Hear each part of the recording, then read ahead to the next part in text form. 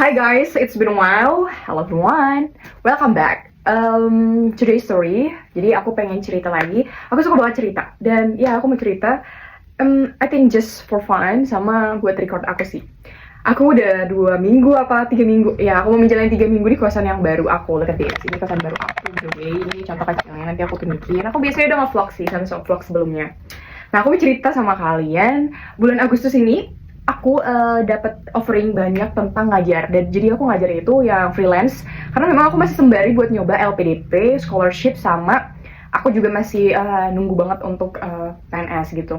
Aku merasa ya harus buat melamar PNS atau rekrutmen yang benar-benar bisa aku penuhi adalah PNS atau mungkin LPDP so far karena aku nggak punya relasi guys dari keluarga ataupun orang tua aku dulu karena memang sudah yatim piatu dari kecil dan ya aku merasa potensiku itu bisa diterima kalau rekrutmennya itu seperti itu karena aku gak ada kenalan ya banyak hal karena aku udah banyak berusaha untuk rekrutmen itu mostly nanya tentang siapa yang dikenal atau dan lain sebagainya jadi berujung sampai di psikotes. Oke, ya it's just a intermezzo. Sekarang aku mau cerita. Jadi setelah aku freelance ini, aku mau ceritain tentang apa aja suka dukanya, apa aja plus minusnya.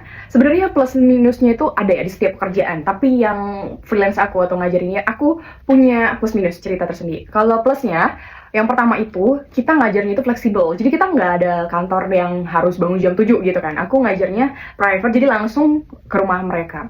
Jadi aku tuh dapetnya itu yang segmen pasar orang-orang Cina atau international school. Aku udah dapat mostly itu Stella Gracia di Lampung ya, Stella Gracia. Kemudian Saverius movie or Emmanuel, ya pokoknya itu penabur masih banyak yang pokoknya segmen pasarnya itu yang udah bilingual school dan aku tertantang sekali untuk mendapat kesempatan improve English skill aku karena memang aku belum mumpuni banget, belum fluent banget untuk belajar bahasa Inggris untuk berbicara tapi aku udah bisa gitu. Jadi aku mau mencari tempat juga untuk menuangkan karena menurut aku ketika kita sering melatih habits makes perfect. Aku merasa seperti itu. Jadi practice makes perfect. Jadi aku sering banget melatih itu. Bahkan mereka ini punya aksen yang bagus karena mereka memang kan dari kecil ya. Sementara dari dulu aku adalah orang yang SD-nya sampai SMA itu negeri semua, gratisan semua dan sama sekali nggak pernah les. Mereka dikasih kesempatan yang udah seperti itu. Jadi kayak menurut aku, wow mereka udah punya kesempatan yang lebih. Jadi memang aksen mereka udah bagus. Bahkan dari kelas 2 SD atau kelas 4 SD aksen mereka udah bagus. Dan ya, aku memang bisa mengikuti dan aku mengajari suatu challenge tertentu kalau aku ngajar fisika, matematika dan juga bahasa Inggris untuk mereka. Karena mereka ini punya punya skill yang harus dipadatin atau memang harus ditargetin yang nyari target mereka. Karena mereka ini kan punya target masing-masing. Kenapa mereka harus course gitu, harus les dan itu plusnya sih karena setiap kali aku ngajar mereka aku harus prepare dulu dan aku harus siap untuk spelling. Bahkan murid aku ini sering banget koreksi kalau misalnya aku spellingnya itu salah, how to spelling the word gitu, jadi mereka tahu untuk memperbaiki. Aku suka banget. Aku juga punya murid yang dia itu bener-bener Kanada, dia tuh udah gede di Kanada, di kelas 4 SD, umurnya 9 tahun. Aku ngambil dari umur 9 tahun sampai SMA, jadi dia dari SD kelas 4 sampai SMA dan aku suka sekali dengan semua. Itu plusnya. Setiap kali aku datang ke rumah mereka aku merasa tertantang bagaimana untuk menjadi orang tua mereka. How becomes rich someday, like their parents gitu loh. Mereka itu disediakan ekonomi yang bagus. Mereka mendapat fasilitas, mereka mendapatkan waktu yang cukup untuk belajar. Makanya mereka fokus dan kognitifnya benar-benar benar-benar terarah. Beda dengan lokal atau mungkin mostly orang Indonesia kan masih berjuang dengan kemiskinan, jadi masih banyak yang berpikir tentang anaknya itu masih ikut memikirkan ekonomi. Dan mereka itu menurut aku punya pemikiran yang beda, jadi aku merasa berarti besok ini evaluasi buat aku ketika kelak aku mau getting married, jadi harus punya emotionally yang stabil, kemudian punya financially yang stabil supaya anak aku juga bisa gitu mendapatkan kesempatan yang sama. Kemudian aku punya murid dari berbagai kalangan. Ya, mostly mereka rich, kaya raya karena memang mereka tuh punya orang tua yang siap untuk bayar lebih dengan kualitas. Ada harga, ada kualitas gitu ya. Dan sebelumnya aku bersyukur sih untuk UMR ya memang terpenuhi dan aku hanya per jam di setiap anaknya. Oke, sekarang kita cerita tentang minus. Aku punya minus tentunya, semua pekerjaan apapun. Minusnya itu aku datang ke rumah mereka. Minusnya setiap kali aku datang, aku kan perantau ya di Bandar Lampung ini. Jadi aku harus nyari maps. Aku bukan orang yang pintar banget nyari maps. Walaupun memang aku udah hampir 4 tahun atau 4 tahun lebih di Bandar Lampung ini. Tapi setelah itu aku jadi berusaha untuk bisa baca map. Jadi emang bisa baca map. 1-2 kali atau 3 kali pertama aku sering banget nyasar gitu kan. Karena aku punya murid 7 nih.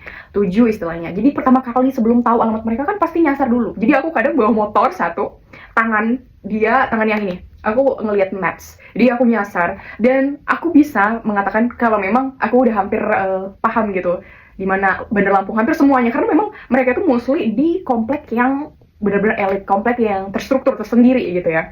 Terus minusnya itu aku merasa insecure dari segi harta atau financial setiap kali aku datang ke rumah mereka.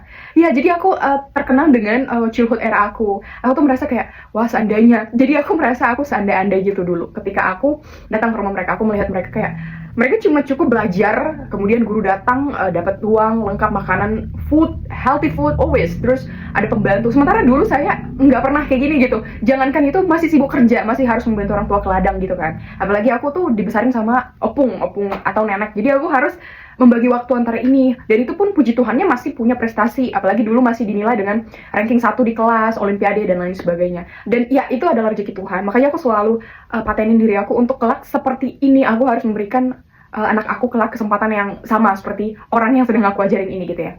Nah, terus aku punya minusnya itu, setiap aku insecure itu, jadi aku pulang itu malah kayak, aduh, gimana ya rasanya jadi mereka gitu. Ya itu aja sebenarnya, jarak dan juga insecurity aku. Karena setiap kali aku datang tuh mereka itu punya mobil atau mungkin punya aset properti tuh yang wah high class. Dan aku punya satu cerita minggu ini. Ya tepat tanggal 12 yes. Atau tanggal 12 aku datang ke rumah murid baru aku. Nah, murid baru aku ini punya rumah dan properti orang tuanya rich banget. Dan sekolahnya pun sekolah Stella Gracia. Mungkin bagi aku ini jatuhnya jadi alay atau norak, tapi memang aku bukan orang yang berasal dari keluarga rich gitu, orang have bukan, tapi memang berasal dari orang yang sederhana. Aku tuh walaupun memang sederhana, tapi memang nggak pernah menerima beasiswa, puji Tuhannya survive gitu sampai saat ini. Cuman ketika aku datang ke rumah mereka, wow, this is my dreams gitu loh, karena aku pengen banget seperti mereka kelak gitu.